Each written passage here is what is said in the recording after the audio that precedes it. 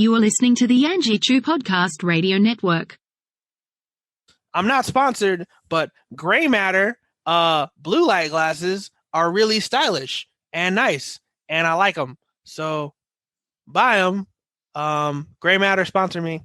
Hello, everyone, and welcome to the Bananas Toast podcast, where we are recapping season 1 of The Circle US. Now, for anyone who's tuning into us for the first time, we started out as a podcast for the challenge. We've done the most recent 2 seasons of the challenge. Right now, the challenge is in its off season, and we also heard that a member of The Circle Season 1 US is filming this upcoming challenge season. So I figured there's no better time to start this show. I loved it. I watched it twice. And then I told my wonderful co-host, who you'll hear in just a second, and now he's watching it. And we're going to recap it for you because I love this show. So without further ado, I am one half of this podcast, the Angie Chu. I'm the other half of this podcast, everybody's favorite father figure, weird uncle, Chevy black truck driving, pancake loving, hot dog eating. Oh my God, this show would make me start eating myself off a damn roof. Jesus Christ. Papa D was good. I am excited. I was wondering what we were going to do on the challenge off season. And also for anyone just now tuning in, I'm a new mom. My son is 11 weeks old. And, when I had him, I was like, I need stuff to watch while I'm nursing. And that's when season 2 of The Circle US had just come out. So I kept seeing the circle, like everywhere. And then I heard a member of The Circle was going on the challenge. And that started me into this beautiful, beautiful rabbit hole. So the way we're going to do this podcast, because I have seen it, I'm going to keep it spoiler free. I might insert little comments here and there of, what I think of people, including based on like their time on the episodes and in total instead of just the current episode. But in general, I'm going to keep it spoiler free because Papa D has not seen this show. He's only watching episode by episode. So I've got some additional knowledge, kind of like my little tea corner for some episodes where I can give bonus information, and Papa D's just going to be reacting off the cuff, and we're going to have some fun with this. Oh God, this show. Fans, listeners, people of the podcast, of our podcast universe, the name of this episode of our podcast, the Banana Toast podcast, is probably going to be Hold My Beer. Because frankly, after watching this show, honestly, COVID, I feel like somebody legitimately tried to punk Netflix and was like, you guys can't nobody can make a reality TV show during COVID. And Netflix was like, oh God, hold my beer. And then just literally got up, called some social media people, because that's what this show is about. It is 8 people rolling into an apartment complex, a literal apartment building. They get their own little apartments. They can only communicate with each other through social media. And literally, it's just them basically social mediating each other, answering trivia from what I can see, and just doing stuff and talking to each other. And that's it. And it's like, wow, we literally made a COVID reality TV show. That's all. And I get there's a British version that came before COVID.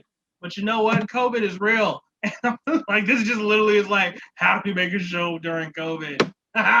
We got you. Like, we dug deep. We found some shit. We got $100,000. We got $100,000 to spoil, and we'll make $1 million off of this. Let's go. Yeah. So the premise of the show is, it's a popularity contest on social media popularity. So, they call it a social media experiment. There's this apartment building. Let me pull up my notes because I actually have where it is. All of the variants of the show, the UK version, the US version, the French version, and the Brazilian version are all shot in the same apartment building. It's in Salford, England. So they fly everyone out to here. And they put these people in separate apartment buildings and they space them out where they can't see each other or hear each other or accidentally stumble upon each other. Now, I did mention to Papa D right before we started recording, if you've looked up conditions on most reality TV shows, the circle is actually the bomb. They take care of these people. So, they make sure they're happy and healthy. They give them books to read. They make sure they're not gonna like jump out a window. There's, you don't see in this first episode, but there's like a gym, there's a hot tub, they get to go sit in that, and they have basically liaisons where they'll radio in and say, hey, so and so wants to go use the gym, and someone else on staff is like, okay, they can go at this time, and they get like led to the gym at that time, so you can make sure you don't actually bump into anyone, but that way people still get to live their best life for 2 weeks. They also get groceries like catered to them every day. So you see these people cooking a lot, and that's because there's not fast food most of the time. They have to cook all of their 3 meals, breakfast, lunch, and dinner. But what production does every evening is say, what groceries do you want tomorrow? And this has been confirmed by several cast members across the first 2 seasons. And they just deliver groceries to these people. So no matter what your personal diet is, no matter what your food allergies is, anything like that, you're getting the food you want. There's no fighting over food, or I'm a vegetarian, but all they had was pork chops, that you see these horror stories from other places. So that's definitely good. But for the show itself, there's basically a social media platform called The Circle. And the people, like the cast members, have to create profiles. So they've got their profile picture, they've got their bio, they've got their age, their relationship status. Later on, they'll post additional photos and statuses as well. And you get to know people through their profile and through DMing them, basically. And that's the only way you get to know your cast members. So the fun thing is, you can be a catfish. And we see this already in the first episode, where you can, create your own profile with someone else's photos, whether it's someone you know or just someone you ripped all their photos off the internet, basically, and pretend to be this other person.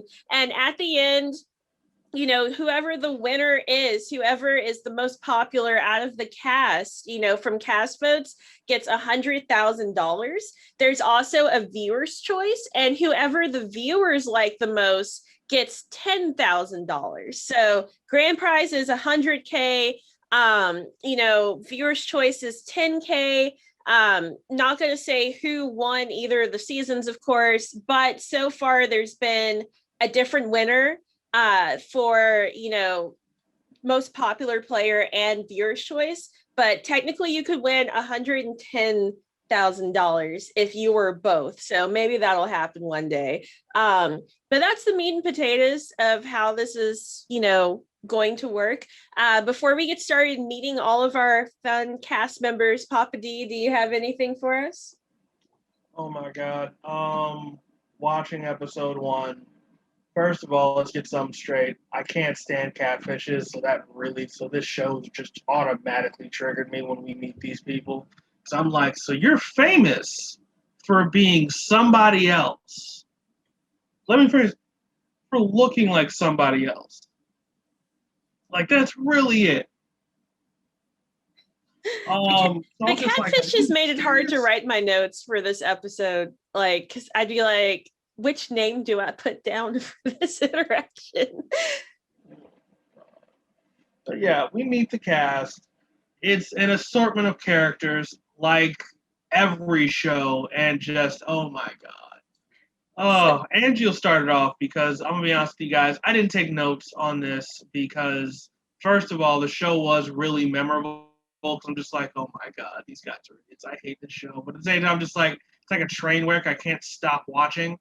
But it's also, for those who don't know, I got my second vaccination last week. And so we didn't actually do the podcast last week like we were thinking we were going to do, because I did not feel well. I had a headache. I was tired. Second shot. And I'm like, oh God, can we do this next week? So yes, it's been 2 weeks.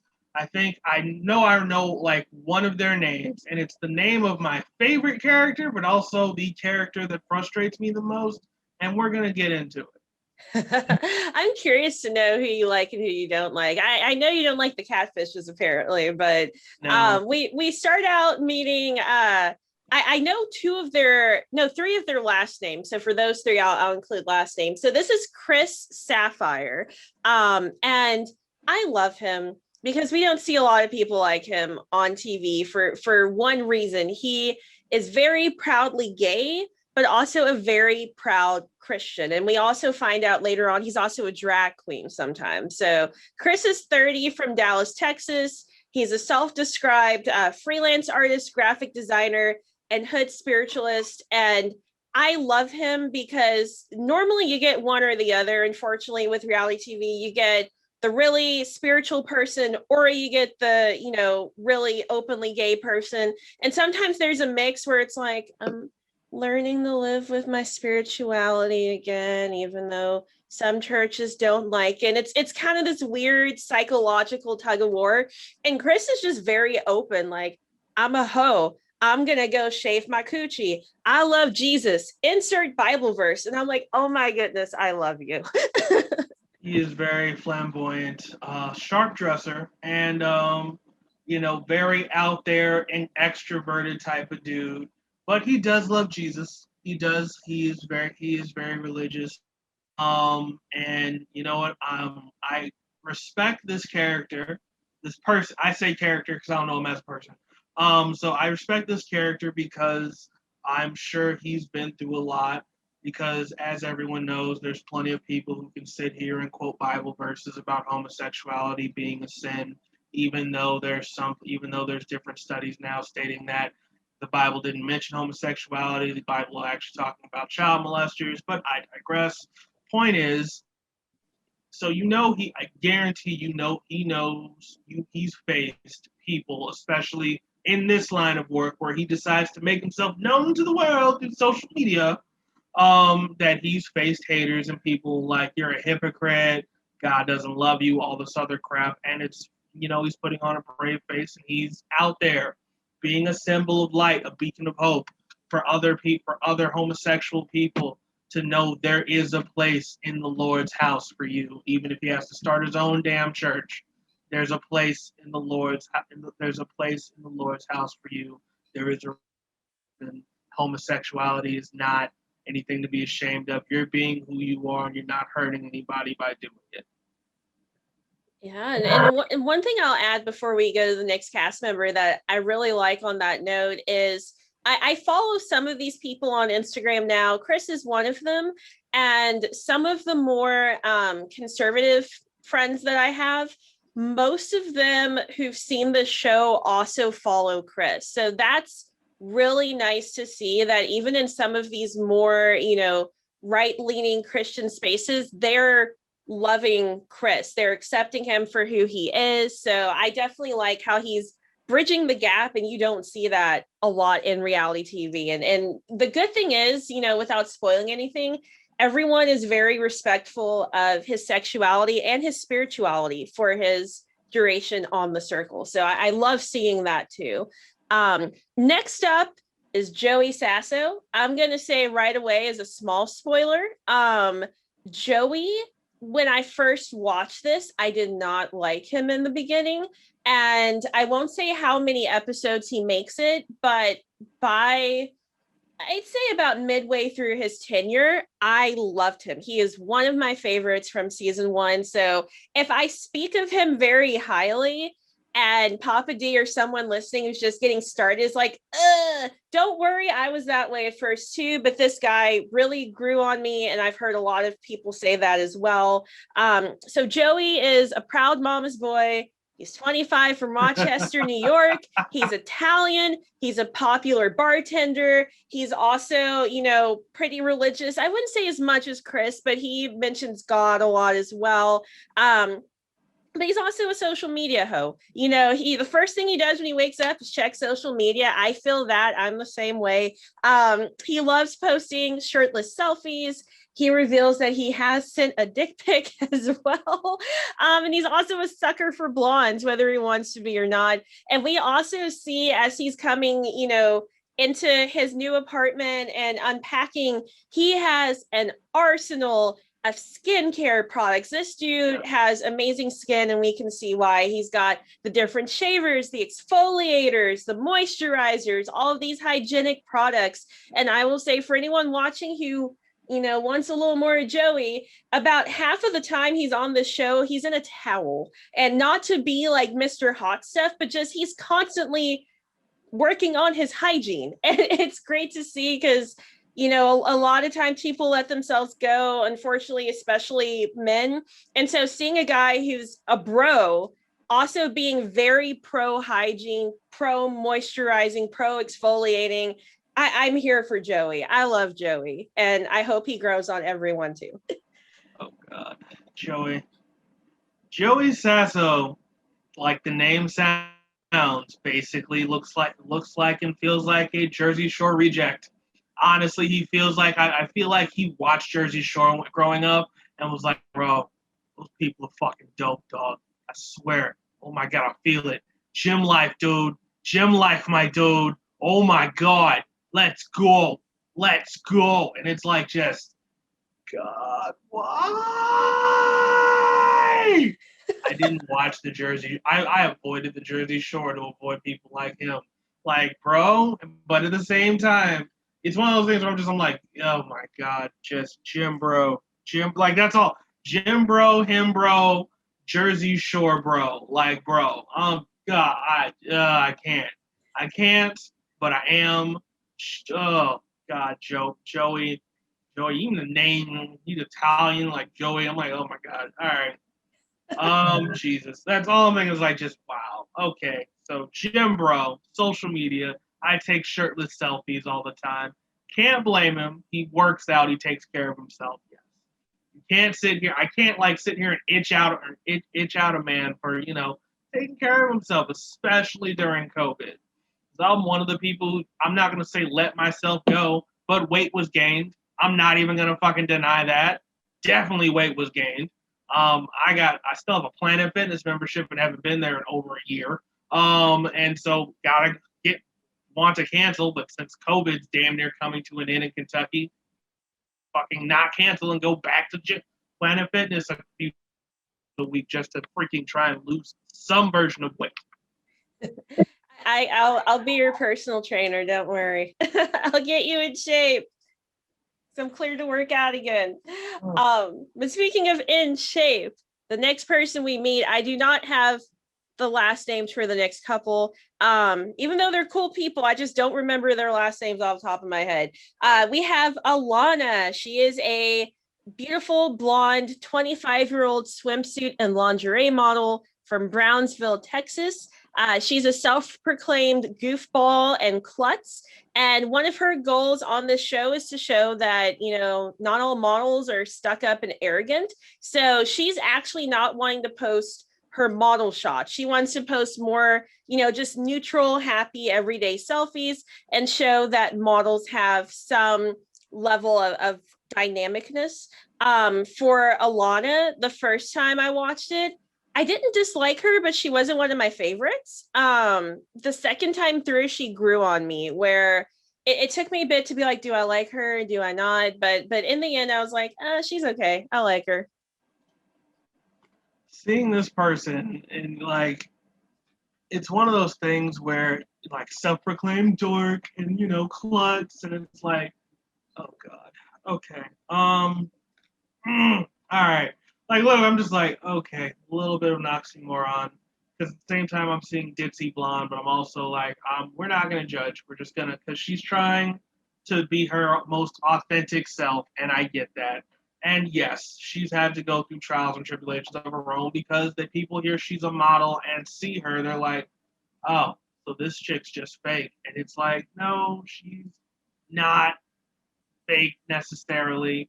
If nothing else, hell, she looks like she does in her photos, and that's an advantage over over two other competitors we're gonna get to, which really have pissed me off.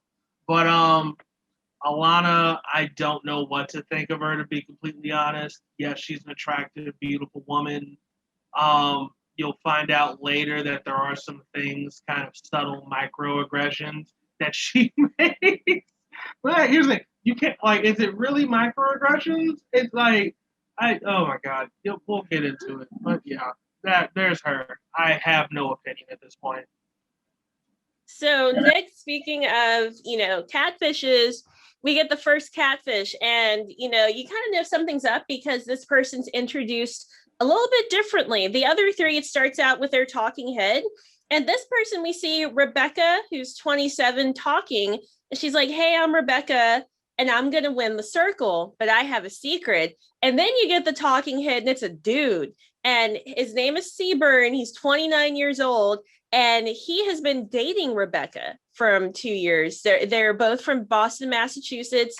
And he's choosing to play as his girlfriend because, quote, hot girls get more likes. So Rebecca has given Seaburn a ton of her photos.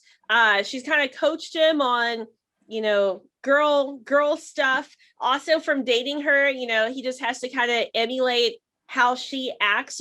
She's a gorgeous girl, so he's probably seen all of her social media and everything. And so he will be setting up his profile as his girlfriend, Rebecca. We have our first catfish. I didn't have problems with catfishing itself. There are some catfishes on the show where I just didn't like the people behind it. And there's one I'll rant about for days and about 3 episodes from now. But I actually do like Seaburn, and I like, from what we know of real Rebecca, I like Rebecca. But Papa D, I know you hate the catfishes, so I'm going to let you take it away on Mr. Seaburn. Oh God. Okay, this dude literally is like, I'm the girl whisperer. I know how they think.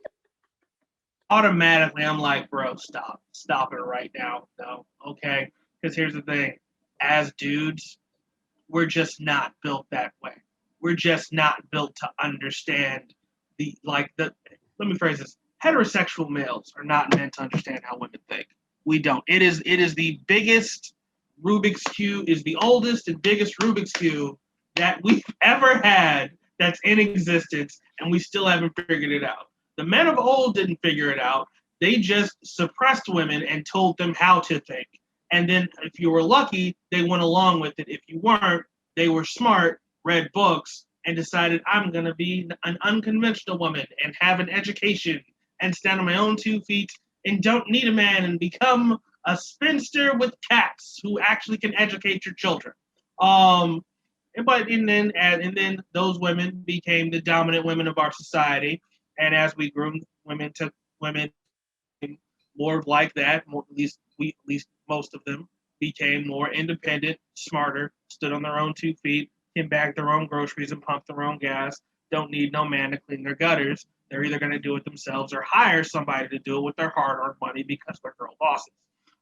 In which case, that's great. It's like, so I'm like, but at the same time, this has made the female mind even more complex because not only do we not know what you're thinking, we don't know how you feel, because men will never understand what it's like, the true fear that you may have of just trying to walk to a car at night by your damn self. Well, because women have to deal with different fears than men do. Men are just thinking like, oh, hope I don't get mugged, maybe. Or you know what? Hope I make this car without tripping. Or like, I hope I don't get mugged and someone tries to rape me. And it's like, just, oh my, I'm like, stop it right now. Then catfishing just honestly is a trigger. Ever since I saw the movie Catfish, it's a trigger. It really is, because I can't stand people who do that. It's not okay. It's just, there are too many scams and things going on in this world regarding it. I don't even watch the reality show Catfish because I'm like, no, I can't deal with that. But yeah, this dude ticking me off already. So the only reason I don't mind it as much on this show, catfishing, is because they know from the start people can be catfish. So that's why you'll see pretty early in this episode, some people are like, I don't know if you're who you say you are. It's like they know there can be catfish. Now, what I don't know is if the first season of the British version, if people knew, that would be something, because I want to watch the British version. It's not on any of our streaming services. You have to set it up in America with a VPN, and I'm admittedly too lazy to do that when I still need to watch the French and Brazilian versions that are already on Netflix. But Also, for the most part, side note, if Netflix finds out you're setting up a VPN to watch a different country's version of it, they will ban your account. I never recommend it. Not Netflix. It's the actual station is called Channel 4, and it's what most British reality shows are on. So you have to go on your computer, switch your VPN to say you're in the UK, and then go to Channel 4's website and then watch the UK version. And I'm like a lay in bed, watch Netflix kind of person. So I'm just like, nah, because from what I've heard, Netflix is trying to buy the rights to the UK version as well. So it's probably going to end up on American Netflix probably within the next year. So I'll watch it at that point. But yeah, I never saw the Catfish movie. I used to watch the TV show a lot, and then it got really redundant, and I felt really bad for those people. But on this show, I don't mind as much, since they go into it knowing anyone you talk to could be a catfish. So it's more of, they treat it like a game where you'll start to see them in further episodes strategizing to try to trip people up and see, like, are you a catfish or are you not? But now that we've got half the cast revealed, we get to actually play around with the Circle social media itself. And what they all realize pretty quickly is it's voice activated. Their whole apartment is basically a giant Siri, and they're just like, hey, Circle. And the behind the scenes of what this is each person has 2 or 3 cast members assigned to their room at all times. So when they, do the Hey Circle, when you see them like posting stuff, we're seeing like a doctored up version, so it's perfect for TV, but it's basically the same thing. They say something and a cast member, like a crew member, types it in, but then they say to them, like, is this correct? Is there anything you want to change? And then once they say send, then it gets sent. So it's a really cool concept in that regard, but they have to set up their profile. So they have all of these private albums that they set up before they arrived, in their apartment. So they go through and they pick the profile picture. They're told they get one chance to make a good first impression. So they all pick, kind of a neutral profile picture, the happy, normal Facebook kind of profile picture. And then they put their age, their relationship status, and a bio about themselves. And, there's nothing really of note of any of their stuff that we haven't already discussed, but they're all pretty honest to themselves, except Seaburn, Rebecca, of course. But I'm assuming what Seaburn put for Rebecca is probably what Rebecca told him to put. And he does play the role very well. I will say that as a slight spoiler for Seaburn's duration on the show. He stays consistent. So hopefully Rebecca thinks he did a good job. But we have 4 more people to meet. So we get into another person similar to Alana, where I didn't know what I thought about this person at first, but then he grew on me. This is 23-year-old Shubham from California. He's an Indian American. He works as a VR designer. He actually said virtual reality, and it took me a second, like, what's virtual? Oh, VR, because everyone just says VR these days. But what was interesting and what was actually a little bit of a turnoff in the beginning is he was like, I hate social media. It's a bubonic plague and the devil. You're just creating a fairy tale that's not really true. And so I am going to show you that social media is fake, but since I'm not a fake person, I can win. And at first I'm just like, bruh, you're doing too much. But he does get pretty cool. I'm a Shuby fan. But in the beginning I was just like, okay, you're kind of off with you're lecturing us, but you signed up for this show. Does not compute. Papa D, what do you think about Shubham, aka Shuby? He's actually my favorite character. I can't even lie to you. For no other reason other than he is the realest dude in there, and he's also the most relatable. That being said, bro, you're on a show for social media people, and you hate social media. I'm like, stop it right now. It makes no sense. Like social media influences are the worst thing about social media, and I'm like, yet you're here though. I'm like, but you're here though. I'm like, make no mistake, I'm not a. I use social media. It's a double-edged sword. I use it to laugh and stay connected with friends. Sometimes, though, unfortunately, I get bombarded with different crap because algorithms know I'm black, and so they just feel the need to remind me of a lot of just black hate out there, whether it's real videos or fake. And so and then social media influence. And then I avoid social media influencers. I really do. I follow celebrities literally just to be like, oh, this show's about to start a new season. That's dope. It's the series finale of this season. That's dope. The Rock has a cheat day and can eat 50 pancakes in one sitting because he's just that damn big. That's dope. And call it a day. Nothing major. I don't take it too seriously, but I don't have a hatred for it. Unlike Shubham, but at the same time, Shubham is the realest dude here. Shubham is kind of like that awkward, like, I'm not messaging first. Forget that. Like, he knows etiquette, but at the same time, like, bro, how can you not like social media yet you know the etiquette of social media? Like, don't message first. Don't message first. But at the same, like, no, he's a good dude. He's the dude I can relate to the most in this show. Completely honest. Like, that's my guy. He probably doesn't win, and that's fine. Don't care. He's my favorite just because it's like, bro, you don't even like social media. You hate social media influencers. You basically are one coming on this show, but whatever. Let's go to work. So next we have my favorite cast member of the entire season. I'm not going to say how long she's on the show, but I adore her. This is 24-year-old Samantha, aka Sammie. She is from Miami, Florida. She's a party girl by night. By day, she works with kids on the autism spectrum. She has a really interesting backstory we'll hear in a couple of episodes. I forgot which episode. She's a huge bisexual flirt, and she's got a lot of ass pics on her social media. And I love her energy. I want to be her friend. Sammie, if somehow you see this, I love you. I would want to party with you. And as a new mother, I feel like I might fall asleep earlier, but I trust you to make me take my Tylenol and let me wake up alive the next morning. Oh God, Sammie.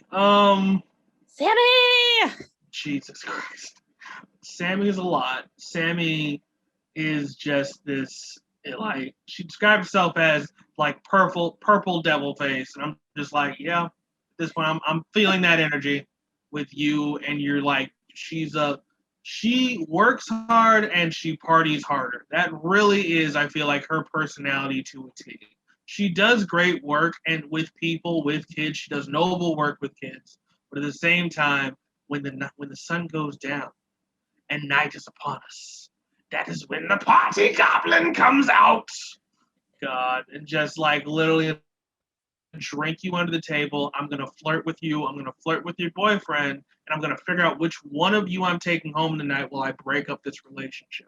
I'm just like, oh God, no. I'm like, I feel like to bring in real world friends of Papa D and I's, who you've probably seen on some of the other stuff I've done on like my YouTube and conventions before COVID killed all my convention work. If me, Laura, and Lee had a baby, Sammie would be our baby. she's a lot. She's the person she's the person who honestly I feel like I'd be babysitting sometimes, or just being like, God, woman, stop. Please don't flirt with that dude. He's like, stop trying to break up a happy home, you home wrecker. Oh my God. Why?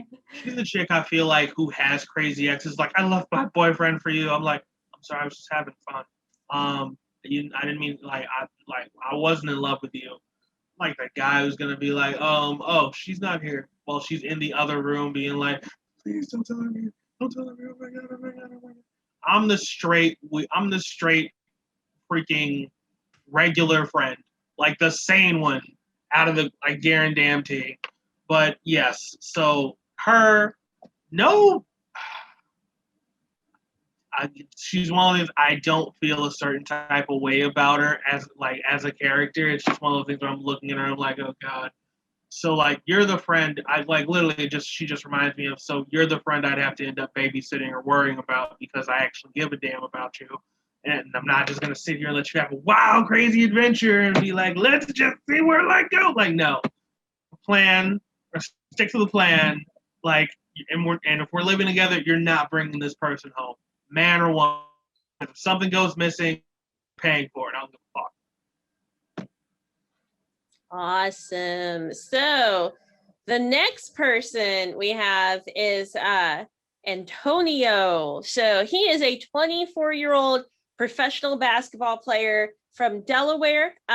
He currently plays overseas in Europe, and he's traveled around Spain, France, and Portugal. I'm currently on Google because I should have looked this up before, but he currently plays for, I am going to mangle this. I don't even know what language this is. Praia League. I'm gonna say it's Praia League. It sounds Spanish. We're gonna go with that. But yeah, he's a pro basketball player.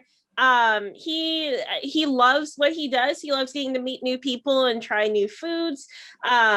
He tries, quote, to think with his brain and not with his penis, which is good because he's got a girlfriend of 3 years, but his girlfriend is smart. She knows there's money on the line, and she knows he can't actually touch these people.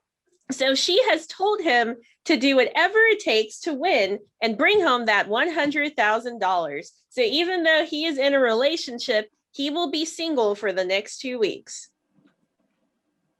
Oh god. I look at this dude, all I think is, so you didn't make it in the American leagues, but you went to Europe and you went overseas to, play there.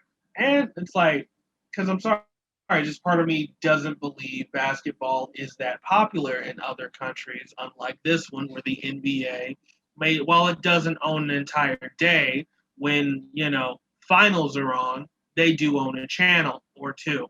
So it's one of those things where I'm like, okay, so you play for the NBA overseas, which does give you good exposure.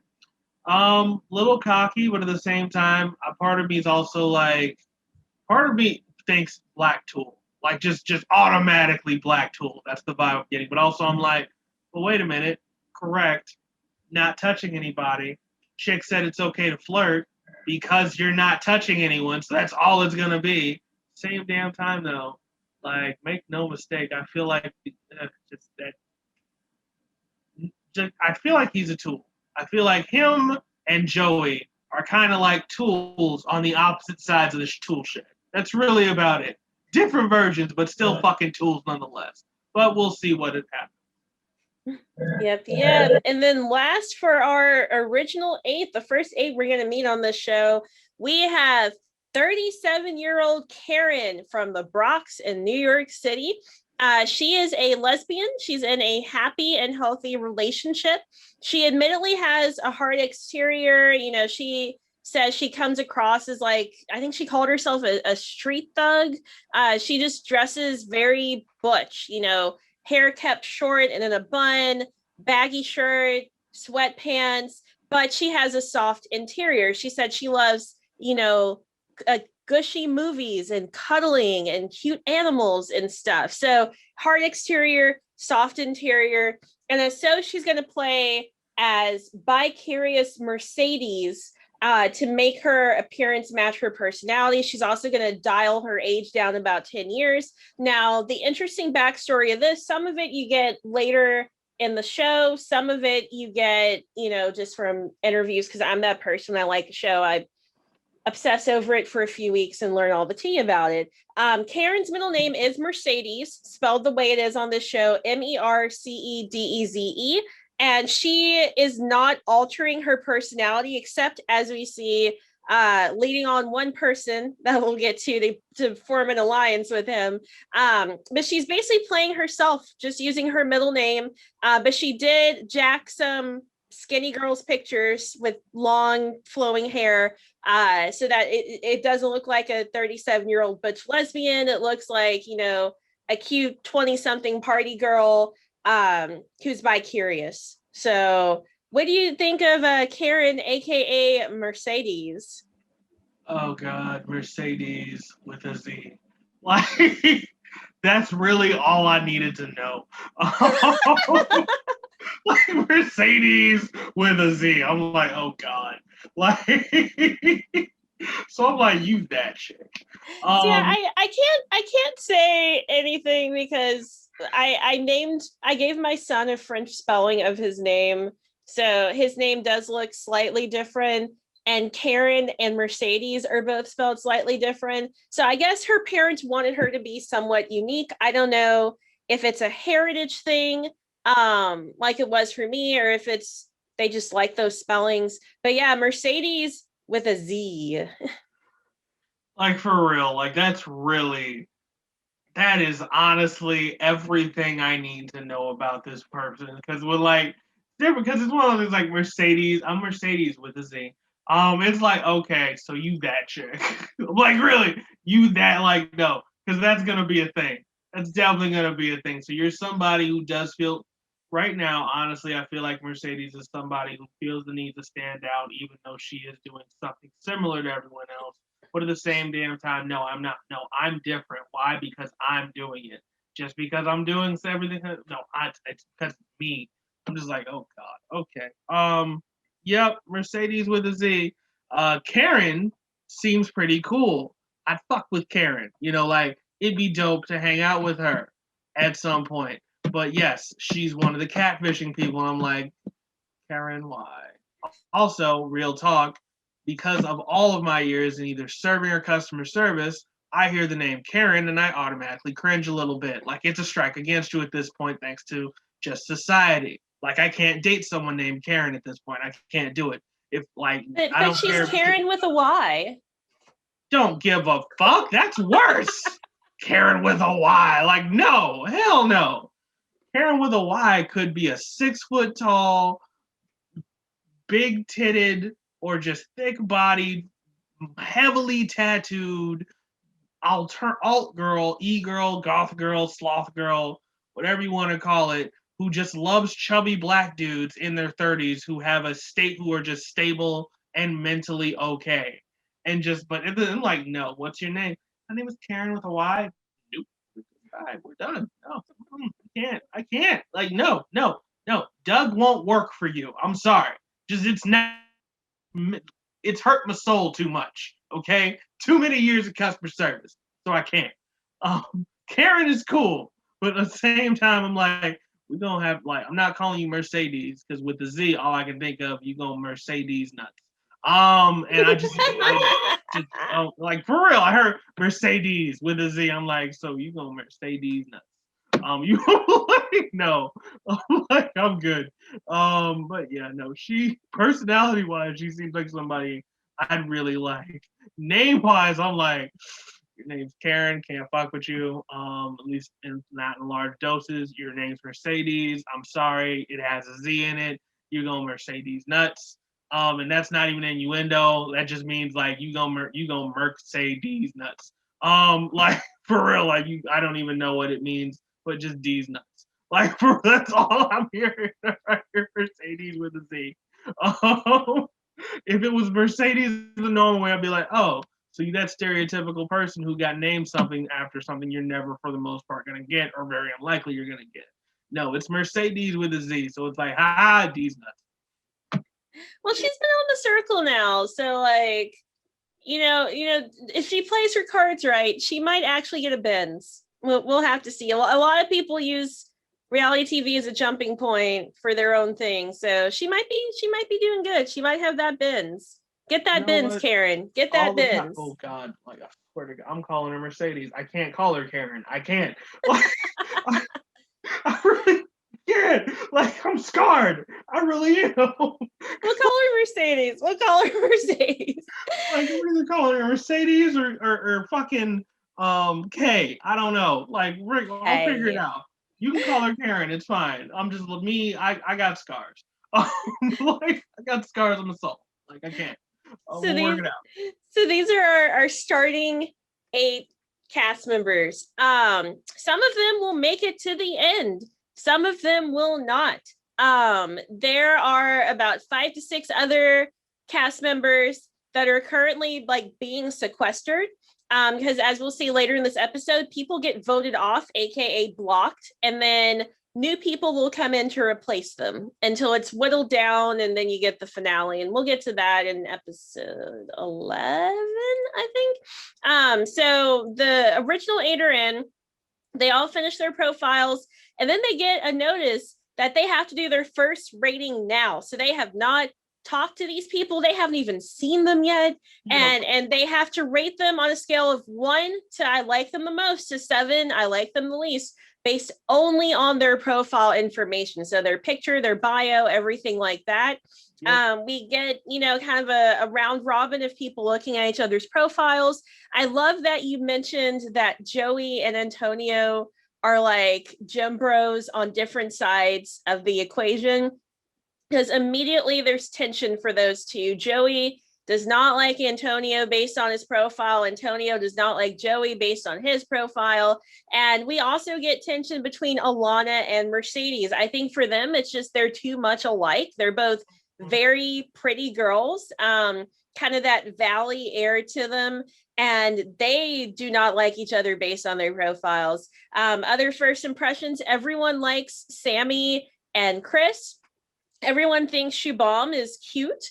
And a lot of people already suspect Rebecca of being a catfish because she mentions how shy she is, and that sends up red flags to people. That's usually not something you would put, on a reality TV social media experiment profile. And people are like, I wonder if Rebecca's shy or if she just doesn't have her alias down yet.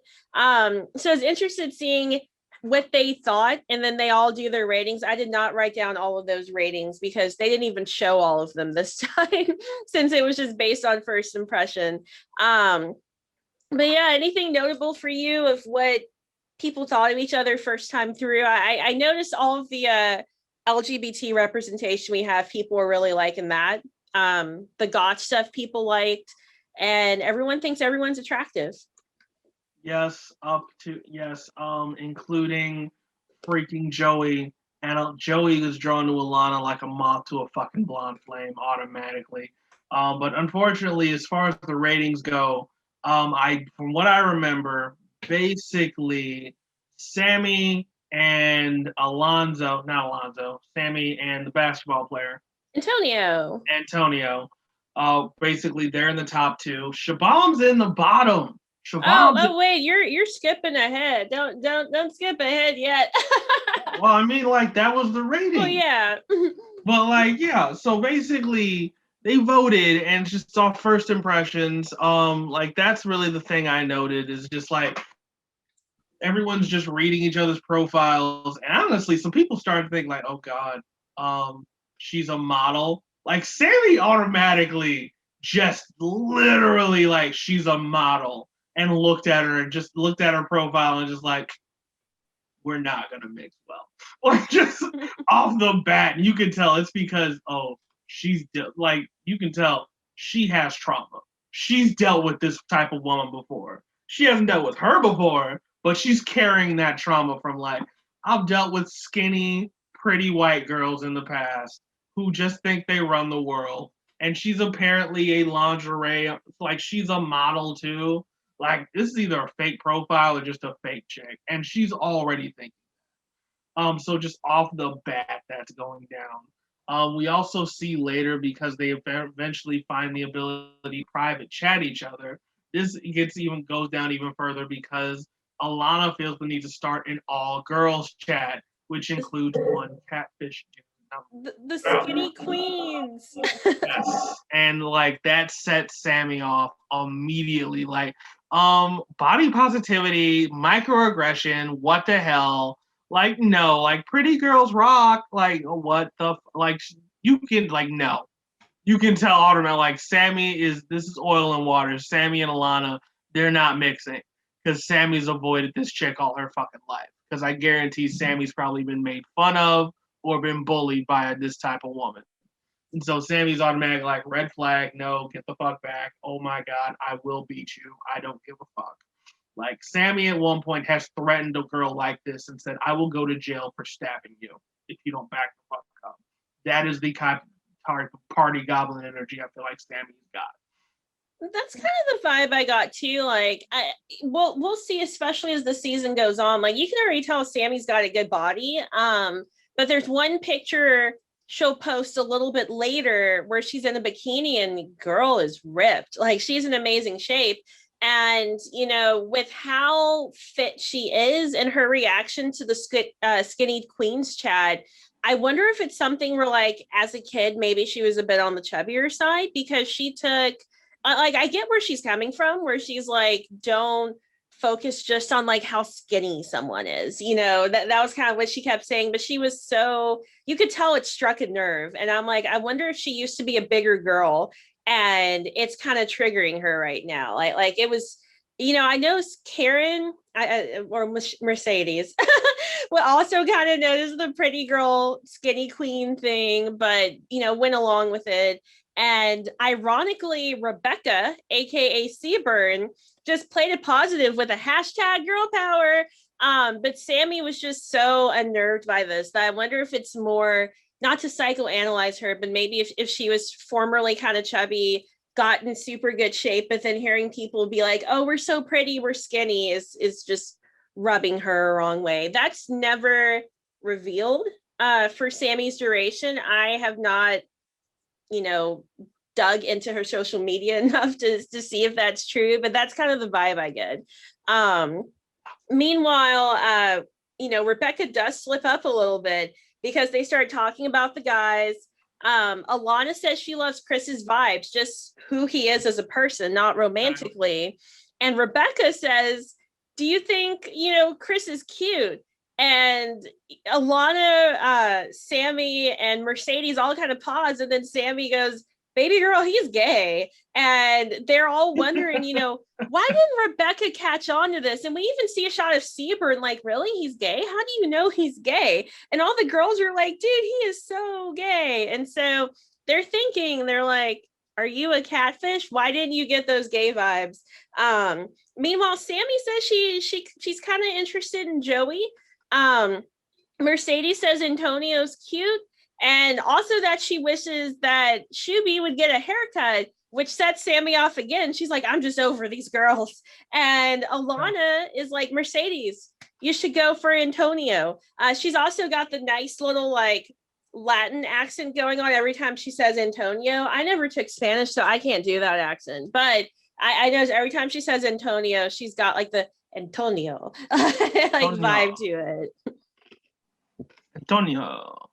And then they wonder if the guys have the same chat. The guys are just talking about which animal they want to be. So yeah, like God, yeah, because guys are simple. God, yes, that is guys to a T. We're not complicated.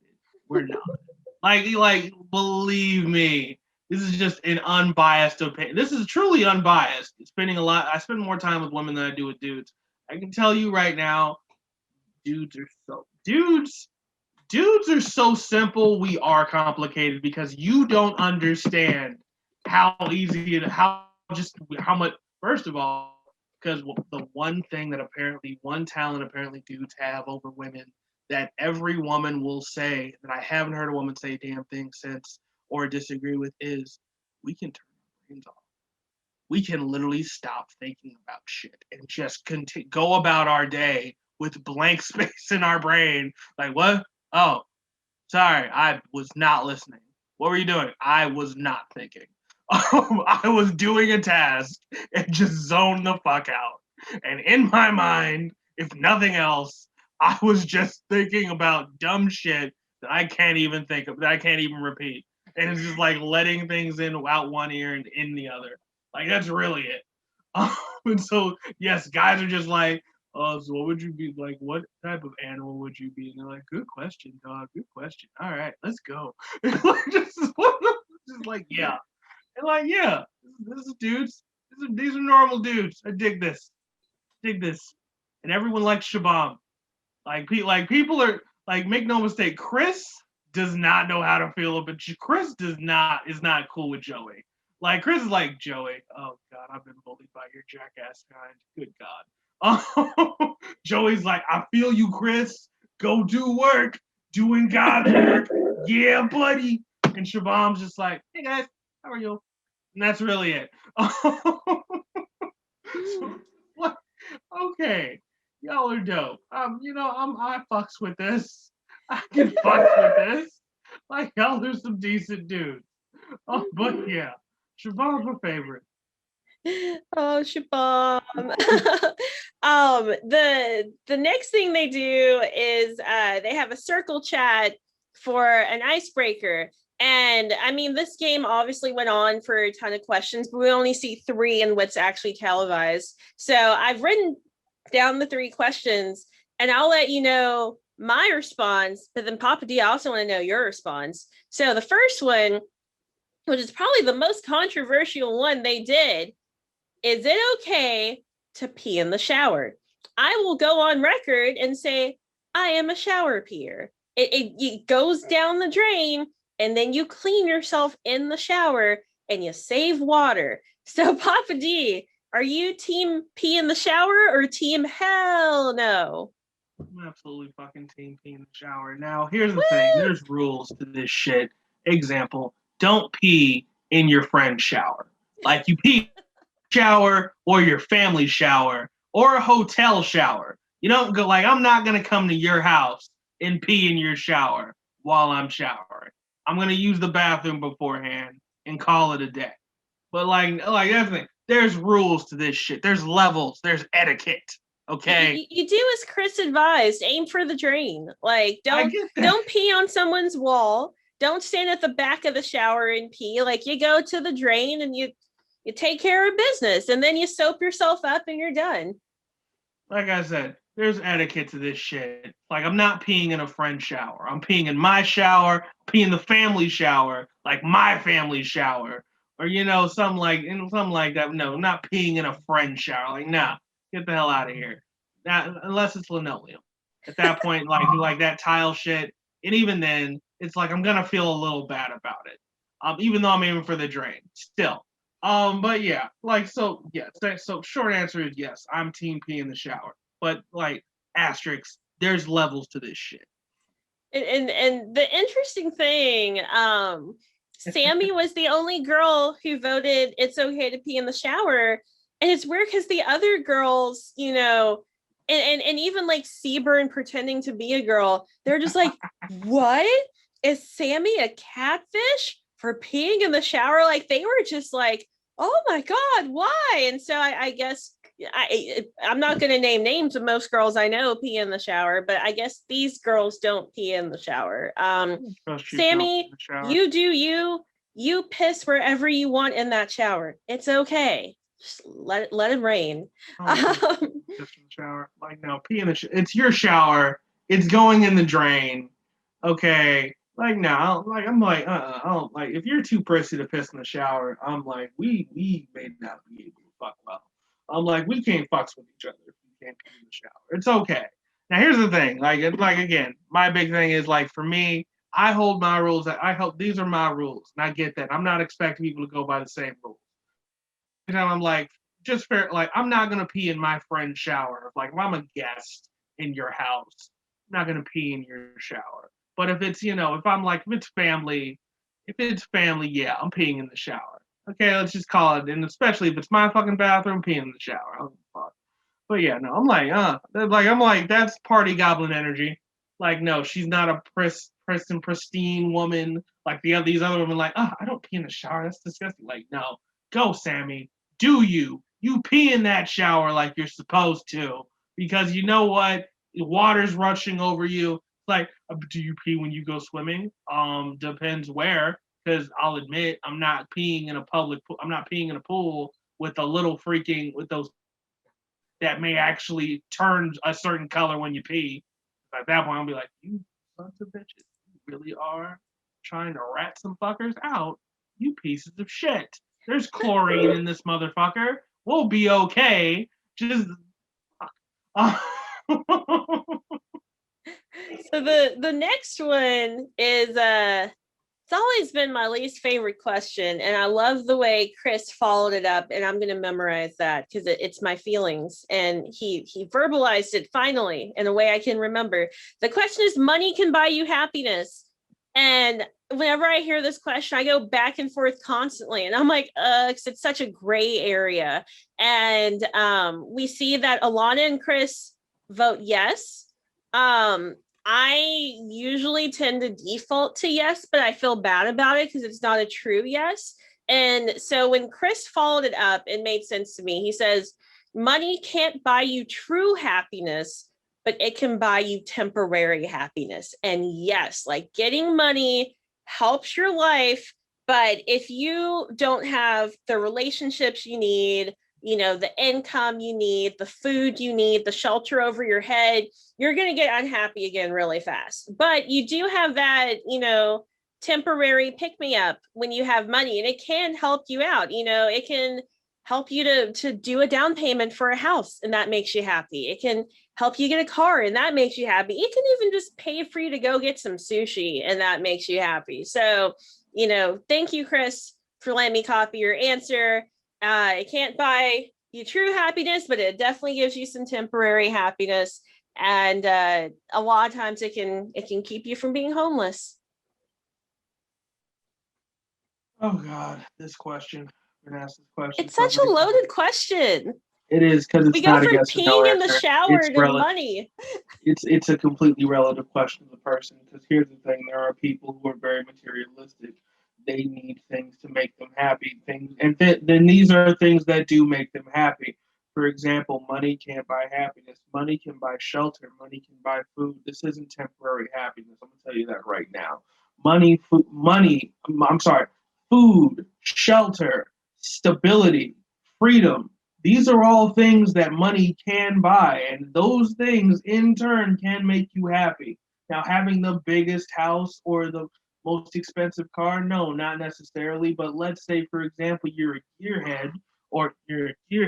grease monkey, and you want a 1968 Chevrolet Chevelle because your dad used to have one. You fixed it up, but you had to sell the sumbitch to make ends meet, and you wanted one ever since you were a child, and you spent your last hard-earned dollar trying to fucking just buy. You bought an old one, and you spent your last fucking dollar trying to make sure it got fixed up properly, correctly, and now you drive it around and treat it like Dean Winchester treated his Impala in Supernatural. I'm gonna tell you right now, money may not be able to buy happiness, but that Impala made him the happiest sumbitch in the world, no matter fucking what he was going through. The guy's been to hell 4 fucking times, and nothing made that man happier than driving that Impala, eating a fucking burger while listening to Leonard Skinner on the fucking radio. I'm gonna tell you this shit right now. So to say money can't buy happiness is a lie. It can. It just depends on the person and what they need to be happy. For example, I'll give you an example.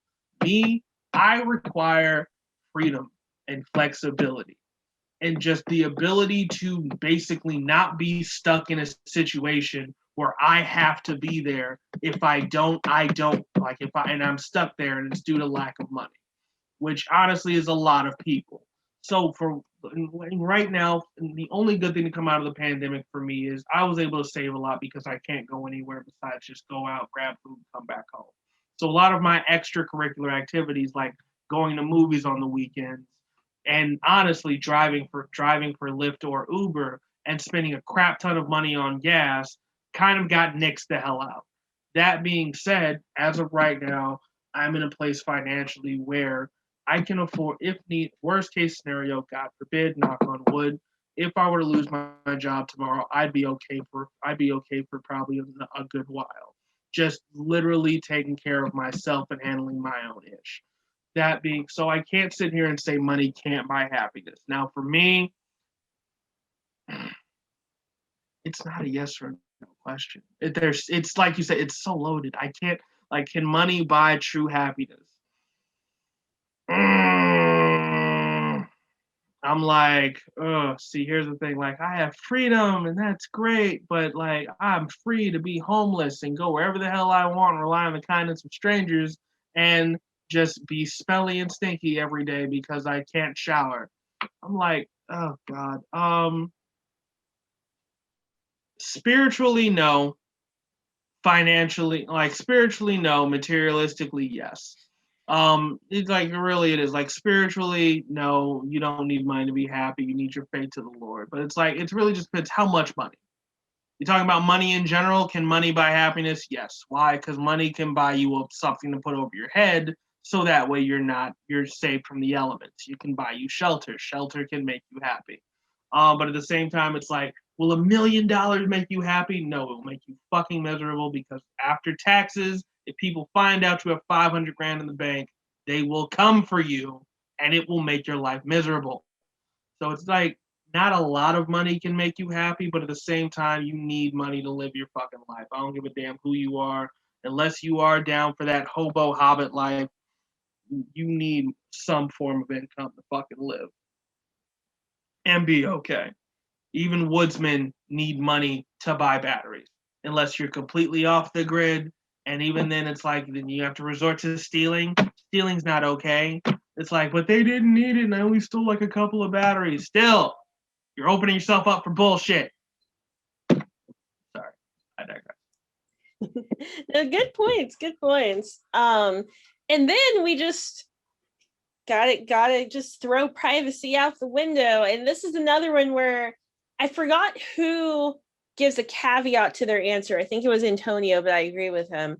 It's fine to message someone a naked picture. And Antonio or someone else said, if you do it consensually, there's nothing wrong with it. Which I agree. But only 3 people said it was okay. Me personally, I say it's fine to message naked pics. My husband and I do not, because we have Apple, and there have been several Apple leaks. And if my stuff is out there, I'm getting paid on OnlyFans for it. Okay, like, I'm not letting that out there for free. So we send each other selfies. We send each other selfies, and that's it. But I agree. If it's consensual, it doesn't even have to be a relationship. Just if someone's like, "Do you want to see me naked?" Sure, send picture. It's fine, but don't like cold message someone your nudes. Like that. That's not cool. Yeah, that's pretty much it. That was my answer. I'm like, let's get to, like, don't sit here and say no, it's never okay. No. I'll let you know this right now. If your dream girl is saying, send me a dick pic, and you plan on marrying this woman, you're sending her that fucking dick pic. Especially if, like, again, consensual nudes are okay. Okay, consensual nudes. Now, here's the thing. You also got to judge, who the fuck is this person? Like, I'm not sending Sammie any of my nudes, because Sammie seems petty enough to share that shit if we break up. So no, I'm not sending Sammie into my fucking nudes. That being said, like, if I met the female version of Chris, I'd send nudes. I'd be okay with that. I'm like, okay, you want a nude? Yeah, let me, okay, make sure it's at least chubby. Okay, fine, here's a nude. But here's the thing, I expect one back. Okay, I will say this. The only thing me and Joey have in common, I've sent a dick. I got a boob pic first, so it was one like, I have to reciprocate. Shit. But yes, I've sent a dick pic. See, I've sent suggestive ones and like panty shots, but like you, I always do something first. So it's usually, you should send me a pic, and I'm like, send me one first, and then I get one. I'm like, okay, here you go. I need something first as like my security, because I'm trustworthy. But I need something of yours before I send something to you. So definitely mutually assured destruction. Mutually assured destruction. This shit gets out on me, I'm sending my shit out on you. I don't give a fuck. Okay? Nah. If my dick pic somehow magically leaks out, guess what? I'm filling the internet with yo shit you sent me. Suck it. So after this, from what we see, the game ends. Of course, it went on longer than this, but those are just the 3 questions they wanted us to see. We have a flirty chat session between Alana and Joey, which we all knew was going to happen. We also have Antonio flirting with Mercedeze, and this is exactly what Mercedeze wants, because she knows now she's got a safety net, because Antonio does not want her to go home. So she's not over the top flirting, but she's keeping him right where she wants him. She's giving that suggestion, like maybe something's going to happen. And then we see an alert, and we see the player ratings. So, from where they rated just off their profiles before they got to talk to each other, this is how they were rated. Our boy Shubham, he's down in last place, number 8. Poor Shuby. This actually hurts him a lot. He's pretty upset about it. Mercedeze is at number 7. Rebecca is at number 6. Chris is at number 5. Joey number 4. Alana number 3. Antonio is very upset about being number 2. He wanted to be towards the middle so that he wouldn't be a target, but he's number 2. And Sammie gets number 1. And we get an alert that the top 2 are influencers, and they will have to block one of the other 6 players. So Antonio and Sammie are now the circle influencers. Before we get into what they thought of their castmates and who gets blocked, Papa D, what did you think about these ratings? They made sense to an extent. Really, they made sense to an extent, because let's just, first of all, people at some point are thinking Alana's a catfish, because they're just thinking, like, there's no way this chick is real. She's too hot, and there's no way she's actually on the show. Shubham, nobody's thinking about him. He didn't get last because, like, I hate him or anything like that. He got last because, like, it's really like he didn't get last, like, intentionally. It's just like other people had personalities that stuck out more in people's brains to a point where it's like, all right, like Shubham's last, but it's not because we don't like him. It's just because other people have louder personalities than he does.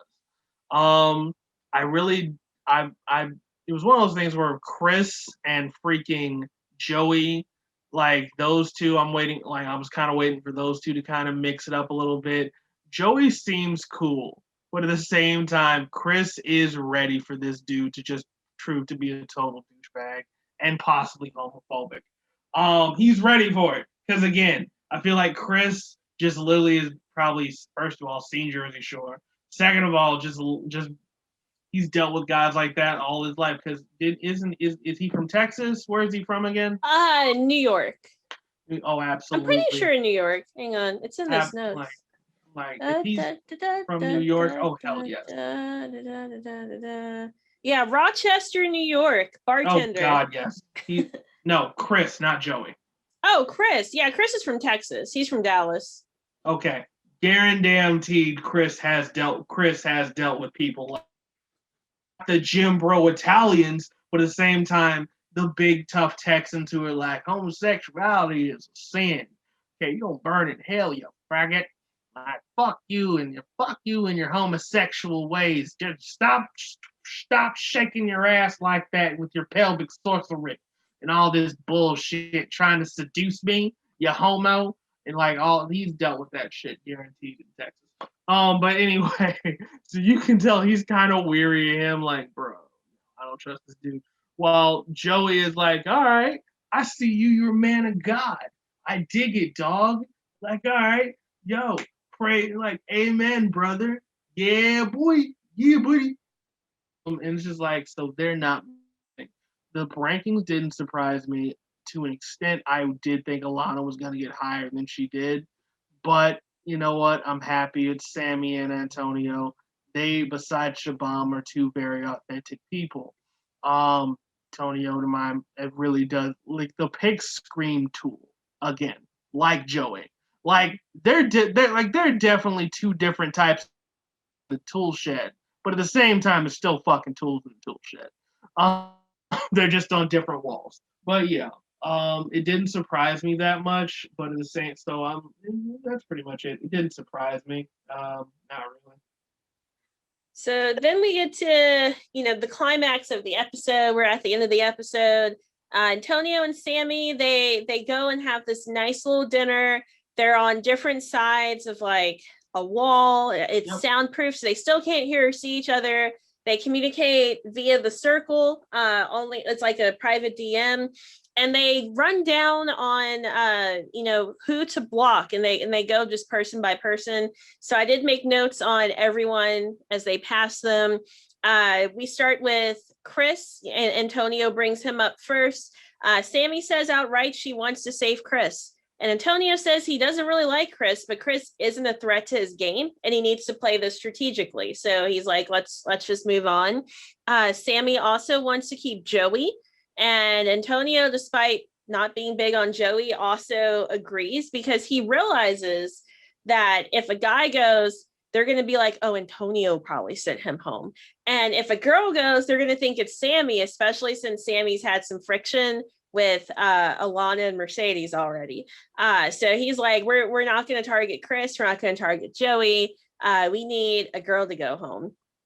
They move on to Rebecca, and he says he has no pros for Rebecca because he doesn't really know her yet. Sammie agrees with this as well. Antonio states that he doesn't feel like Alana is who she says she is, being the whole model and stuff, and Sammie agrees with this. She also brings up she doesn't like how appearance-centric Alana is, such as the, skinny girls and pretty girls and stuff like that. They also bring up Mercedeze, and Sammie doesn't like how filtered Mercedeze profile is because it's like you can't see the true her. And Antonio agrees, but remember, he wants Mercedeze. That's his lifeline. So he's like, Mercedeze isn't a threat. She got 7th place. Sammie still feels like she's her threat and biggest competition. Antonio kind of calmed her down. And he just flat was like, let's just get rid of Alana. Do you want to vote off Alana? And Sammie's like, oh, I didn't expect that. But it's not the worst thing in the world for her. So she... Antonio's like, as long as you keep me safe, Sammie, I'll be the one to announce the results, which is smart. So now he's got Sammie on his side and Mercedeze, and he announces Alana is being blocked, and she's immediately blocked from the circle where she can't, talk to anyone, say goodbye to anyone. But it's revealed that before she goes home, she can visit one of the 7 remaining players in person. Dun, dun, dun. Yep. And that's where we leave the first episode off. Everyone wants to kind of figure out who she's going to visit. Maybe she visits Sammie to be like, hey, what the hell? Because Alana thinks that what's happening is people don't think she's real, because when they see her and they see like, oh, she's a model, they're like, oh, so she's either a catfish or she's just really this vain person, this vain, shallow person. Either way, they don't want to fuck with it.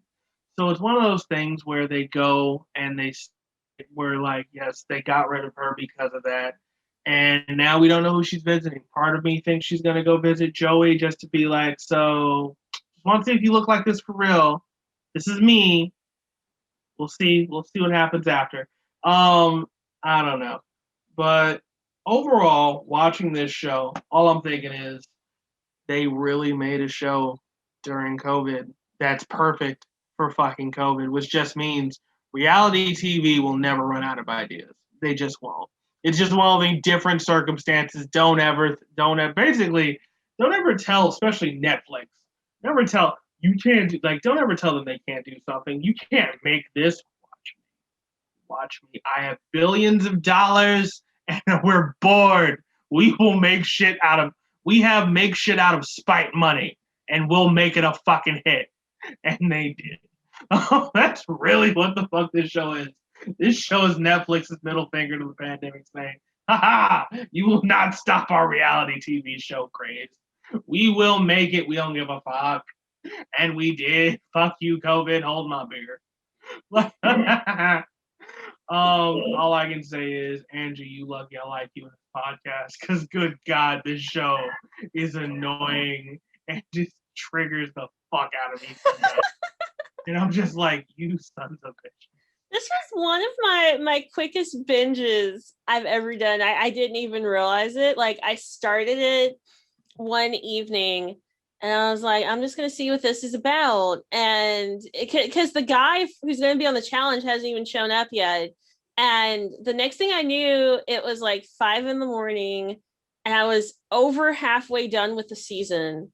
And I was like, I need to go to bed. And I woke up the next morning and immediately started watching it again, and then started into season 2. And season 2 is still airing. And what Netflix does is it releases batches of 4 episodes on a weekly basis. And I didn't realize that. I thought it was just the entire season dropped at once. So I immediately go into season 2 and binge through 4 episodes. I will say I don't like season 2 as much. Some people love season 2 a lot more. Some people don't.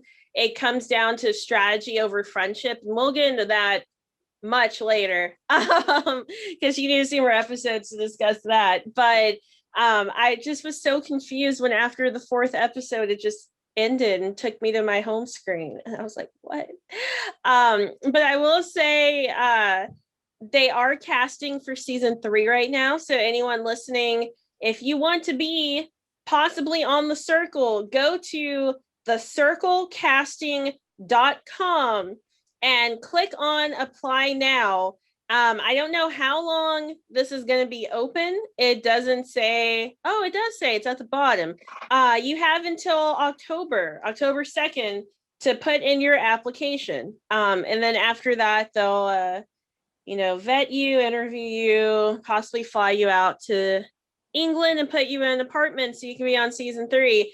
It's a very short application, it looks like. So if you're up to do it, go for it. Thecirclecasting.com, or just type in application for the circle, and that's how I found it like 10 seconds ago.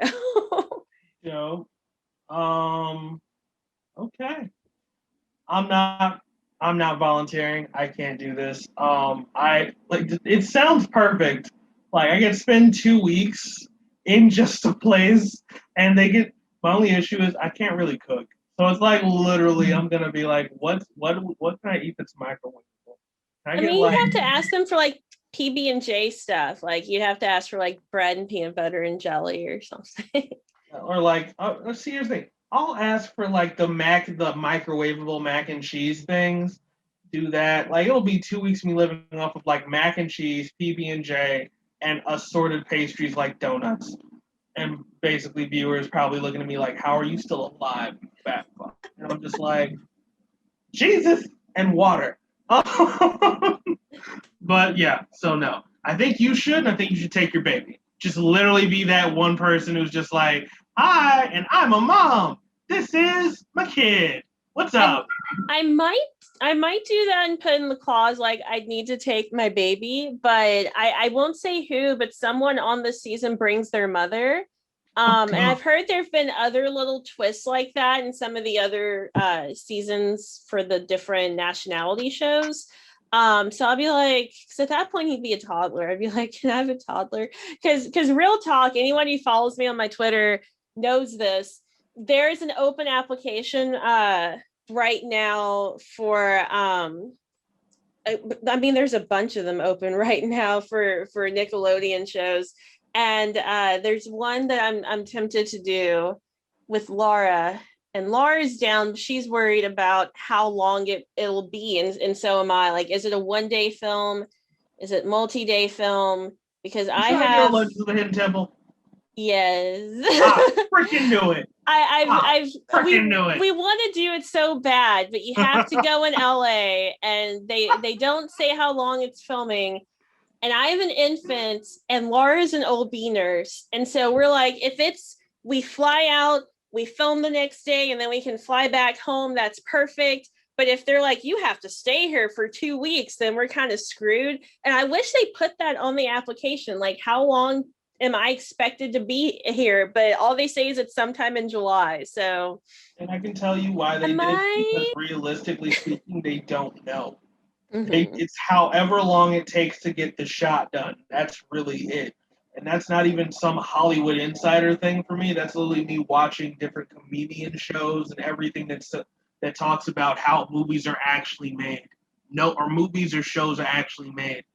They're there to get the right shot. They're there to get the right stuff taken care of. That's really it. So no, they probably don't know how long you're going to be out there.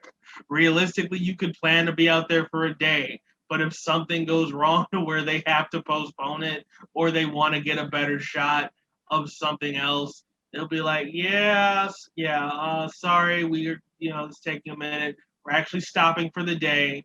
So, guys, get some sleep, come back, we'll start fresh in the morning. So the answer to your question is they don't know how long they got to keep you. How did I guess that you and her were trying to get on Legends of the Hidden Effing Temple? I knew when I heard that that the show was coming back. I'm like, I should have known. I should have known Angie would have tried for this. I'm like, I'm too fat. And also, real talk, I'm throwing swings at these temple guardians. If we're going through this obstacle course, these random fuckers are jumping out at me randomly. I'm like, I'm throwing punches. Like, these kids were so good at that. I'm like, no, hell no. I'm like, no, like, no. Random big dudes coming out at me, just like random big dudes coming out at me in mass, trying to like, oh fuck, no, okay, we're not doing that, no. See, a part of me wants to do it just because I feel like we'd at least get through the first round. Because on the application, it asks a lot of questions about like, basically your compatibility, like how much you know your partner, what have you done with your partner. And for anyone listening who doesn't know, Laura's an OB nurse, and she was my doula when I had my baby. So there's a line that says, "What's the craziest adventure you two have had as partners?" And we want to put Laura delivered Angie's baby, and like they would definitely call us for like a first round interview if we put that on there. You really got a shot at that. And so we're trying to just decide, like, should we just do it? Should we just fucking do it? And we're leaning towards yes, but we're going to discuss it this weekend. And I'm like, I can finally be on reality TV. I've been waiting for this. Because it doesn't mean you'll get picked. And even if you do get picked, you don't have to say yes. This is true. This is very true. Just fill the damn thing out, get it done, and then wait and see if they call. If they even, like, don't worry about, like, what happens. Like, no. Worry about that if you get a call saying, hey, we want to fly you guys out to LA. We've selected you. You guys look good. We've done our research. You still interested in coming to LA to get the show done? At that point, that's when you're like, all right, we got to talk. Let's see what happens. And you can still say yes and then just be like, listen, something came up. We can't make it. And, it is what it is. So, yes, just fill out the application and do it. The craziest thing I can say that me and my roommate have done, we drove a bed. We each literally in college bought a bed and dragged it and not a bed. We bought a futon and strapped it to the roof with like just a little bit of string of our friend's very crappy white car. And we just literally hung out the backside of each window and just held on to it as we drove back to Bellarmine University. And it was at 11 o'clock at night, and it was dumb. But at the same time, we're just like, we're young. What the fuck is gonna happen? Fuck it, let's go. So you got us beat by a mile. But yeah, just apply, just do it, and deal with the repercussions later. As far as just will they call? If they call, then deal with it then. If I get on the show, we've got to podcast the episode. Yes, we will podcast the episode if you get on the show. I'll have to look up the fucking television information on when it airs, so that way I can be like, okay, Legends of the Hidden Temple DVR. Let's watch Angie and Laura try to win some money. Yay, I need to be on reality TV. And with the challenge pulling from like everything these days, maybe, who knows, maybe I'll get my lifelong dream of being on the challenge finally. I figured that was completely done and over like years ago, but you never know. Lolo Jones was a rookie at 39. Oh my god. If you get pulled get a call from the challenge because you were on Nickelodeon. Oh my God. I would be so happy. I'm gonna scream. Like, I'm literally just not, oh my God. Like, I'm just like, I won't deal. I can't deal with that. I need Johnny B to come out of retirement if I get on the challenge, because I will totally be on the banana boat the whole time. Oh my God. Well, it's getting late, so let's hit them with them socials. So you can find me on social media at the Angie Chew. So that's going to be, Instagram, Twitter, TikTok, YouTube, all that fun stuff. I've been kind of slacking on my Twitter. I'm trying to get back into the groove. I don't know why I got out of the groove, to be honest. I just noticed the past 2 weeks I haven't used Twitter as much. But my other stuff, I've been nice and active. So definitely check me out at the Angie Chew. You'll learn more about different things Papa D and I are doing. You can hear the status on the Legend of the Hidden Temple. I post reviews and other kind of fun stuff. And I also post challenge updates. So as this current season of the challenge is filming, if you're a challenge fan, I'll be posting updates on that. And again, a member of the Circle season 1 is on the upcoming season of the challenge. So we're getting a crossover. Getting that crossover. Oh my God. Okay, you can find me on the Instagram at PapaD618. You can find me on the Twitter at PapaD618. You can find me on the Snapchat at PapaD618. You can find me on the Facebook. Do not find me on the Facebook. You can also find me on the TikTok at PapaD_618. If you find me on the TikTok, please send me videos of you using your shop vac. Yes, that very powerful lug around vacuum, because I'm not gonna lie to you, I found shop vac TikTok, and I am so close to going out and buying a shop vac just to use around the house, because it's more powerful than a damn regular vacuum, and it rolls around the floor. And so I'm so close to buying a shop vac. I'm trying to talk myself out of it because I just bought a new iPhone. And I'm not trying to drop $100 to $150 on a shop vac. But yes, so send me shop vac videos, because honestly, I'm fucking with shop vac. I'm fucking with shop vac right now. I wanted a Roomba a couple months ago and didn't want to drop the funds for it. So I found an off-brand called Eufy. It's EUFY.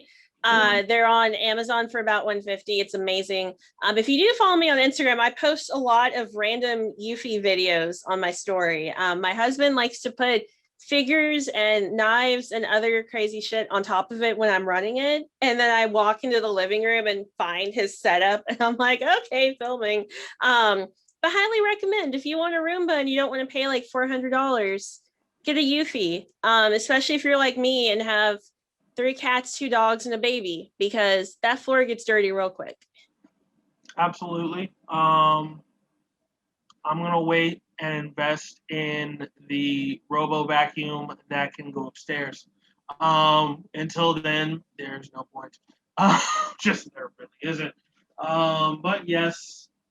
Yeah. Also, Roomba's just a brand. That's all it is. There's plenty of off brands that work just as good. Only annoying thing about it is when it gets stuck someplace because it just got caught in a weird place, or when it runs into your feet when you're just sitting down and it's like, feet, I want to try and vacuum you. It's like, no, you go around, damn it. Yeah, a personal experience. I don't know why. It just freaks. Like, I get anxiety. It's like, what if it gets stuck? What if it gets stuck? Oh, why is it vacuuming my feet? Why is it trying? Go around my feet, damn it. Anyway, weird things that are pet peeves. Beck, I don't know. Peace, love, and pancakes. Bye.